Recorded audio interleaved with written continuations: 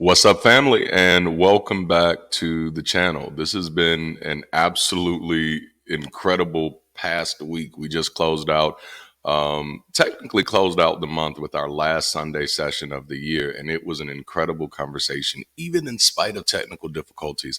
So I'm still kind of railing from that. Our community hit a major milestone this weekend. That I'm super excited about, and you can go back and check out this past Sunday session to learn more about it. All right, so are y'all ready for this conversation today? So last week I spent some time talking with you a little bit about my new book that's coming out, Black Nonbeliever Next Door, an ex-pastor's journey. Volume 1, because I do plan on writing 4 additional volumes because I do want to go through all 10 years, and ultimately my goal here is to kind of dedicate 2 years to a book. Because if I wrote it the other way, this would be a 500-page book, and ain't nobody got time for that. So we're going to break this thing down into chunks. And honestly, I have to say that writing this one was incredibly therapeutic. Just kind of walking back through some of those memories. It's been an interesting journey. And so today we're going to pick back up kind of like where we left off last week. Last week I read 3 chapters. So today I'm going to pick three different chapters, and then we're going to read through those, and I'll give you a little more insight into what the book is about and what's in there. And then it actually releases this week, this Friday. This Friday is the day that it officially releases. I've locked in my edits this weekend. That's like I literally, man, I have to spend much of my weekends getting ready for our Sunday sessions because we want to make sure that those conversations are as substantive as possible. And substance doesn't happen on accident, by far and large. So I put a lot of time and intention in that. And then at the same time, I'm also balancing in the middle of editing the book. So of course, as soon as I got finished with Sunday sessions, I had to jump right back to it and get the book edited. But thankfully, I got it right in the nick of time. So I'm super excited about that.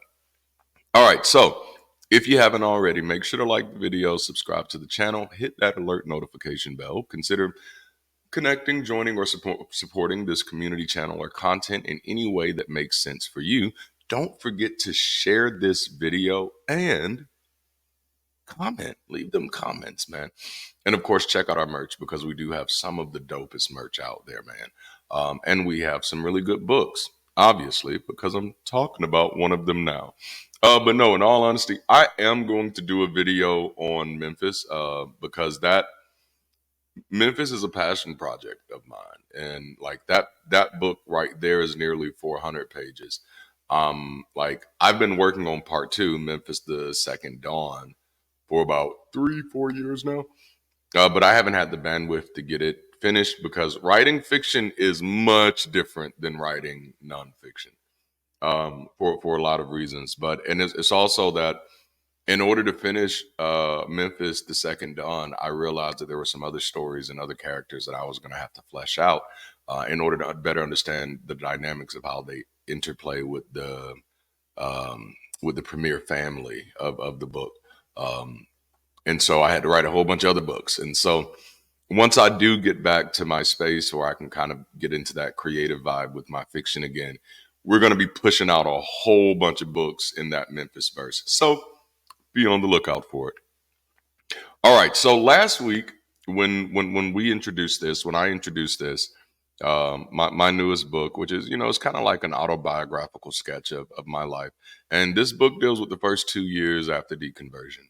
And last week, I know I read with you all the epigraph, which is one of my favorites, favorite parts of the book.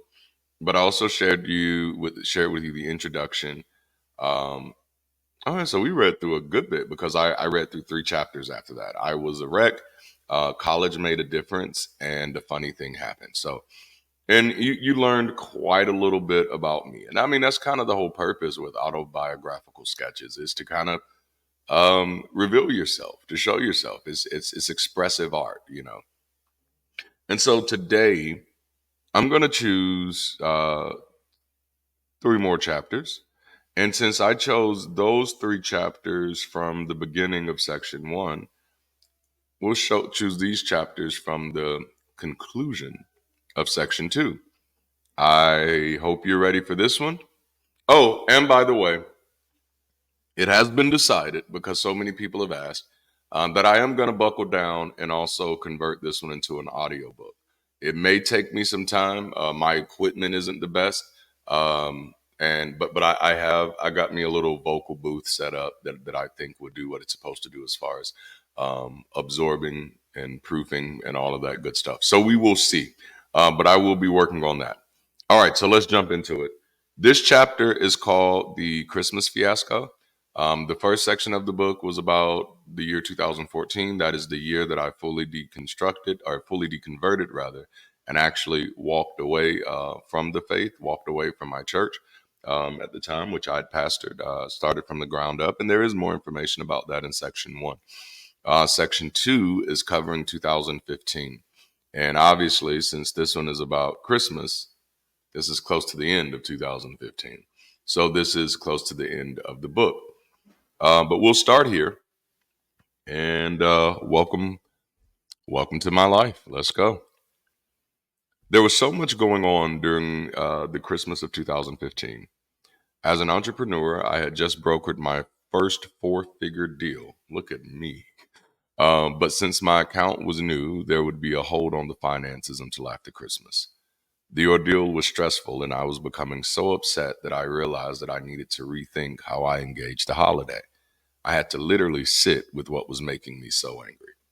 Okay, so this was around the Christmas holidays, and I had just realized that one of the organizations that I was working with was paying like an insane amount of money for Bibles, like insane per Bible. It probably didn't seem insane to them because it was like $11 to $13 per Bible. And I was like, man, there are places that produce the Bible like in mass. I am sure, and the demand can't like be like that high. And so I'm sure we can find the Bibles for cheaper than that. And so I did. I found them for $3. I think it was either $1 to $3 a Bible. You know, ultimately, and it was the same ones, right? And so I ended up selling like a whole amount of Bibles. Like I had to go form a company, you know, get the account, which of course it was easy. It's 2015. I used Stripe. Set up the account, and then let the people know, yeah, I can make this happen for you. And then you transfer this, and I got you here. And so I got the Bibles delivered and all that good stuff. Got paid. This was my first time ever brokering a deal like that. And this was another byproduct of kind of my deconversion, is that I was allowing myself to kind of learn how to navigate the world around me and figure out what I can do, which I do talk about this in a few earlier chapters. And so once I saw like, oh yeah, like I can things that are cheaper in some places than they are in other places, and likely, I mean, let me do this. Yeah. Yeah. So I can find things that people have in high demand that are cheaper, and then pay myself a finder's fee or a broker's fee for it. And so that was my first time doing that. And I've actually built an entire business strategy around that. But that's a whole nother thing, which, I mean, business itself is built around that, right? So brokered my first deal, and that was my first time ever doing anything like that. And it was the most money that I'd ever made in me just creating a transaction. And it was beautiful, like, four figures, and it was right around Christmas.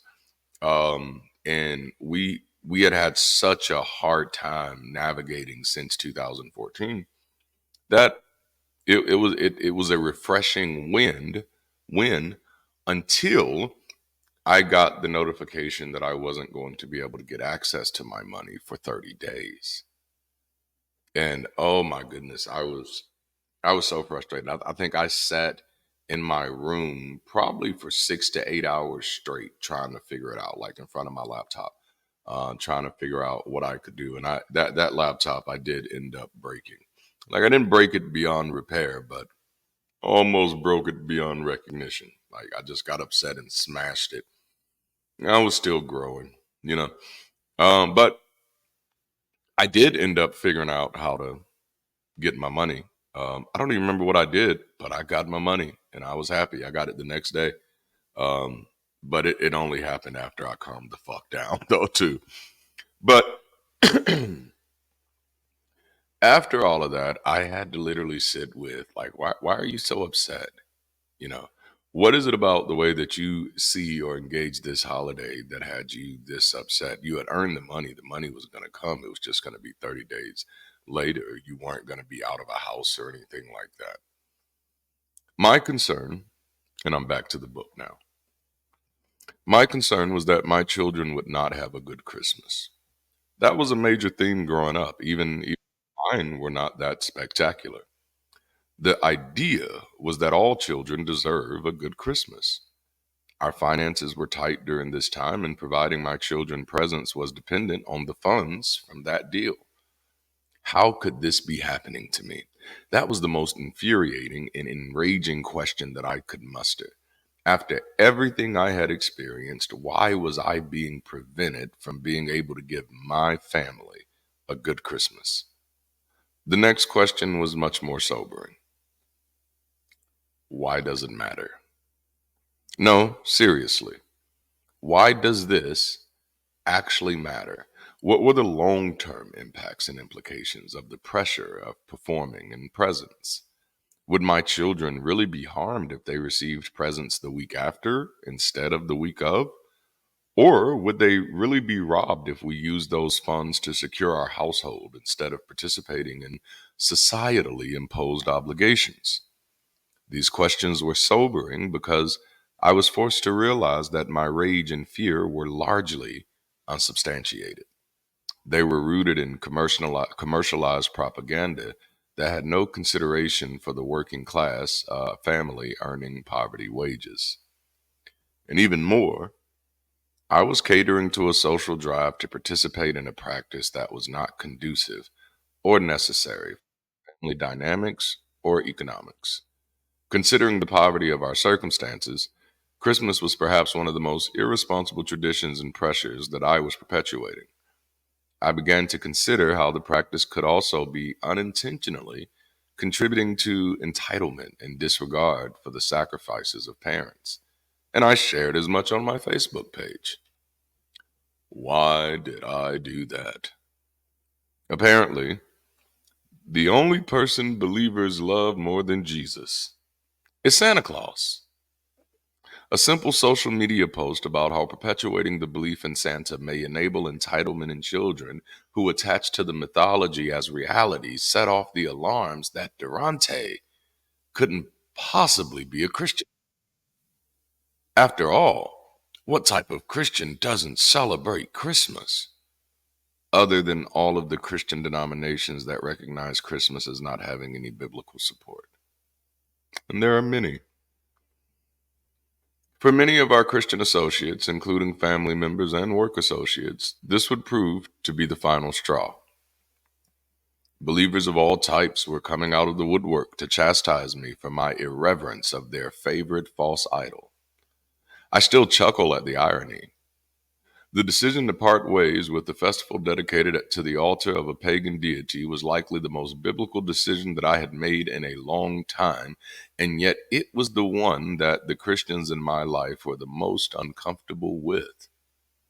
I was shacking up, cussing, and smoking, but walking away from Santa was a bridge too far. It was almost as if the Santa myth was meant to be the training wheels for the Jesus myth, and Christians inherently understood that an attack against one was an attack against the other. I found this absolutely fascinating, as it was further confirmation for me that believers did understand that their deity existed in the same realm of mythology as Santa. Every person who took issue with my separation from Santa, including the Christian organization who found this to be a reason to look for cause to fire me, was subconsciously expressing their willingness to preserve harmful mythology without need for any justification other than cultural tradition. That was that was man, that was a wild ride, and there's so much more to that. Like that one, it was a it was a firestorm. Shortly after that, like there was a major rift in our relationships with family members because of that. Um, I was like violently fired from my job shortly after this. Like it was horrible because of Santa, you know. And I am at the time I was doing research, and I think I do mention that in this next chapter, and we'll read this next chapter too. At the time, I was doing quite a bit of research into people's relationships with Santa, and that's how I had come to this. Just uh, I don't want to call it a theory or even a conclusion, but this thought that there was this connection between entitlement in some children and the belief in Santa Claus. That my parents owe me, that they should give me, that I deserve this, that this is what they're supposed to do. But a part of that, comes because they don't see the cost for you. But you like that's one of the things that Santa does. It hides the cost. So no, Santa brought this. You know, mommy and daddy didn't spend money on this. You know what I'm saying? Mm-mm. Santa brought this. So you don't see that, oh, around this time, or the months leading up to it, mommy and daddy are taking on extra work, maybe even working extra jobs to make all of this happen.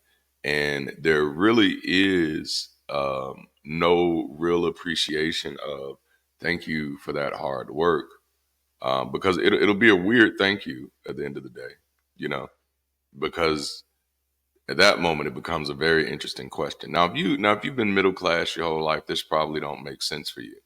But if you've dealt with poverty, and lived in persistent poverty, then you can see how Christmas might not be the best holiday for changing the direction of that. Um, and so I was paying attention to quite a few things around that: the entitlement issues, the economic issues of the family. Again, what am I thanking you? What am I thanking you for? What I'm thanking you for is putting us behind financially, so I'll have some toys that I can break in 6 months.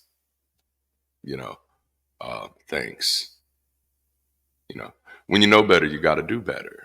You know, Man, I think one of the most dangerous words in the human language, and y'all probably gonna get mad at me here a little bit, but I mean, you don't have to agree. It's just what I think. Are the words I deserve. When I hear those words, I always get a little nervous, just because I know there's no data you could pull on that.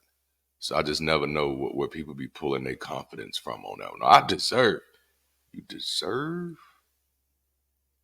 Hmm. I don't know. You may want.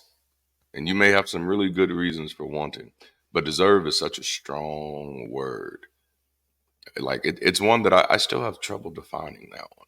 Like, and when I say defining it, I mean in reality, I have trouble finding the utility of telling somebody what I deserve. Because if I'm having to tell you that I deserve it, that mean I ain't got it. And why don't I got it if I deserve it? See, it puts you at a very weird, slippery slope there. I don't know. I don't like it. All right. So, big point is, I was kind of going Santa stir crazy for a while. I was walking through all of this because I was noticing that, whoa, like we have a place to stay, we got a vehicle, we got food. Um, the money is going to be delayed, not even denied. It's going to be delayed. And I was behaving as if I didn't have the money by before Christmas, and they didn't get to have presents on that particular day, then I would have failed as a parent, because every child deserves a good Christmas. And I'm like, I think there's some other things that they can deserve that's probably better than that even. Um, oh man. Whew. Okay. Y'all ain't gonna like me. Y'all ain't gonna like me. But this is a thought experiment. I'm not saying that anybody should do this.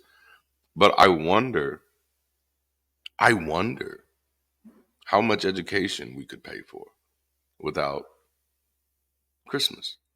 You know? If everybody, instead of buying Christmas presents, just went out and paid money for free education, universal education. I'd love it. I'd love it. I wouldn't be mad at it. But then again, I don't. I was never really a fan of Christmas growing up. I was never really a fan of holidays. It's just been. I get it. I can have fun with everybody else. I can sing the songs. Have a holly jolly Christmas. I can do all of that. But I don't. I don't have any. I just never had any attachments to it. Right. Which is likely why this next chapter is going to make a little sense. This one is called "The Talk with Our Children." After seeing the behavior of adults, we knew it was time to have the Santa conversation with the children. If others thought that our decision was such a travesty, what would our children think? Sure, I had been bold enough to post and promote this brave new ideology on Facebook, but I had not yet done the work of having this conversation with the kiddos. While I was sure that this was the way ahead for the Martin family, it was time for me to get the rest of the family's input, even though they were all under 10 at the time. And actually, I think Destin may have been 8. He's the oldest. But my children have always held a special place in my scope of the world. They help me keep a present eye on things that my age could blind me to. So I value their input, and I've always tried to. Before we had the conversation, I spent some time wrestling up memories of when I stopped believing in Santa. It was a struggle. Because I was a black kid growing up during the crack epidemic, I'm not sure that I ever believed in Santa. And even though we didn't live in the best of circumstances, my children had it miles better than I did. But then again, don't all parents say that? So it was time to hear what they thought. Before we had the conversation, I spent weeks exploring the stories of college students who were asked to recall the moment they stopped believing in Santa Claus. While many were able to successfully separate from this ideology without harm, there was a glaring number of participants who identified this moment as a turning point in their relationship with their parents in the category of trust. I've had enough conversations to suspect that the numbers would be even higher if more people possessed the honesty of self awareness. And that's a big one, just the honesty of self awareness, whether you're talking about this or another subject, that is a key thing. It's gonna get hard. It's gonna be difficult to get people to be truthful who have a pattern of lying to themselves due to their own lack of self awareness. When you don't have a strong sense of self awareness, honesty is going to be difficult for you, you know, because there's a reason you're not looking. That's what aware means, seeing stuff. There's a reason you're not looking. Many cases. Now, there are some people where it's just, some people can be aloof. I've been aloof before. Something like that just wasn't in my scope of thinking, right? Um, Other people can know that they have problem areas and choose not to look there. So they're being uh, purposefully self-unaware, um, which is it's going to be very difficult to be an honest individual at that moment, to have an honest engagement in life. Um, so perhaps what made this conversation was easy was that we were somewhat aware that our children hadn't really developed an emotional attachment to Santa. They were never really the bunch who wanted to take pictures with the mall performers, nor did they seem super interested in the mythology of Christmas. For them, it seemed that Santa lived in the same imaginary realm of play as SpongeBob, Ninja Turtles, and My Little Pony. For that reason, I don't think he really ever had a fighting chance in the Martin household. We had the conversation, and it went as expected. The children seemed more relieved that we didn't expect them to believe. They were grateful that we had not put such a pressure or a requirement on them. And of course, that got me thinking. While yes, it was true that we had never made Santa belief a requirement in our home, nor had we truly platformed the Santa story, but there was another belief that had been a critical part of the conversation. For a long time, God had been at the center of our weekly routine, permeating the lyrics of our music, the movies we watched, and the conversations we had. Sure, Santa wasn't a problem, but how would they feel about God belief? And just like that, I realized I had an opportunity to have the conversation without actually having the conversation. I posed the question, but But what if we would have been the types of parents who promoted the belief and pressured you into believing it, the Santa belief? How do you think you will feel when you ultimately discover that Santa is just a myth? The difference in reaction was like night and day. For them, that would have been an entirely different scenario indeed. And the safety of knowing that we didn't believe and that we knew they didn't believe, they expressed that such behavior in parenting would be seen as a betrayal. It was bad enough to try to justify lying to them about the belief, but to take the extra step of pressuring them to indulge in the belief would be an outright violation. As you've probably gathered, these are not the direct quotes from my children, but rather what I gathered from the conversation. And for me, that was enough. The God belief lost all playtime in the Martin household, relegated to the realm, um, relegated to the realm of Santa and all the others. In retrospect, it appears that may have been the safest place for such characters all along. I agree. With me. All right, we have one more chapter. Y'all down for another one? Let's go. This is called The Birth of an Audacious Dream. Preaching has been a part of my identity long before religious superstition was. That audacious desire to help shape the world around me is not something that religion gave me. On the contrary, it was my gift to religion, and it was now time for me to take that gift back. I determined that my work as a pastor had not been a waste. I had served within the belly of the beast, tasted its finest delicacies, and learned the secrets of its success. I had been in the boardrooms and the back rooms, and I would spend nearly a decade filtering through all of those memories and experiences in search of an understanding for what would be my next move. What I knew for sure was that the church was not the solution it claimed to be. In fact, in many ways, the institution had served to exacerbate matters by promoting harmful independent theologies. But I also knew that on the other side of the communal doors of cultural Christianity was a wasteland filled with ravenous wolves waiting to lay claim to the disillusioned, isolated, and lazy. I could find no honor in knowing that the potentially growing number of deconverts would have a limited guarantee of community and safety upon defecting. Furthermore, I felt that it would be socially irresponsible for me to be a vessel of people's enlightenment without being able to provide a buffer or safety net for the often harsh ostracization that comes with such realizations. So, I wanted to use my in depth knowledge of local churches and international ministries, coupled with my liberty to interrogate the world as it was, to start crafting a plan. Almost as if making up for lost time, I threw myself into the work and never really looked back. Perhaps this was my penance. What was most important to me now was making a positive and tangible impact on the world that I and my descendants would live in. And the more I was learning about our world, the more important and valuable each person sharing this space became. When we consider squarely the grim nature of our cosmic condition, we must surely understand the necessity of having more minds at the table and hands at the wheel. And I say grim because our universe is slipping away from us with each passing millennia of sustained superstition. For there are still those who, at the sight of a fiery burning comet headed in our direction, will likely bow down and worship the return of their Savior. We should all shudder in shame.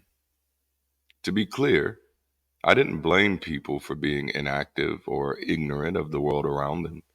I understood fully well that not only was I once one of them, but I was also responsible for quite a few of them believing in the ways that they did.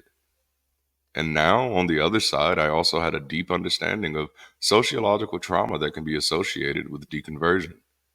I now had a front row seat of the importance of economic structures and the powers of having the ability to offer someone a new job or career. I now had witnessed the power of collective work and cooperative economics in the erection of houses and resources for those in need. I had now wrestled with the wonderful opportunities for creative performers created by superstitious religions all over the globe that each of them would be robbed of the moment they walked away. I was now familiar with the growing number of non-believers who were identifying with the need of community. For the children, like me, who grew up thinking that religious superstition would be their only viable way of making an impact on their communities, I knew I had work to do. My commitment then became what it still is today. I am committed to building a bridge over the troubled waters of marginalization that stretches out beyond the barriers of superstition to better outcomes for all of us. I have no ill will towards the religious, only a sincere passion to awaken as many as I can to their human capacity and hopefully responsibility, so that as many as who can will play our part in moving the world forward, even if it's one person at a time. So much has happened between now and then, but the work and commitment has remained the same. With supporters all over the globe, literally on every continent except Antarctica, I am still diligently working on an audacious plan to positively impact the world I live in and leave to others. From his little suburban garage office, this black non-believer next door is trying to do his best to be his best. I'd love to know your thoughts. I shared a lot. That was the concluding chapter. And that chapter alludes to a lot of things that are included in the other 15 or so chapters that I haven't read at all. And so again, this book is coming out this weekend. This week, yeah, this weekend. It's Friday. It's coming out this Friday. I cannot believe it, man. Christ Held Up just came out. 2 months ago? And so now Black Nonbelievers is coming out this Friday. I wonder, can I get a book out by the end of January? I probably could, but I'm not. Well, actually, to be fair, over the weekend, and it's all information that I pulled together. I did write like 10 books, but it's in-house publication stuff, so they're not very long. They're more like pamphlet size ebooks.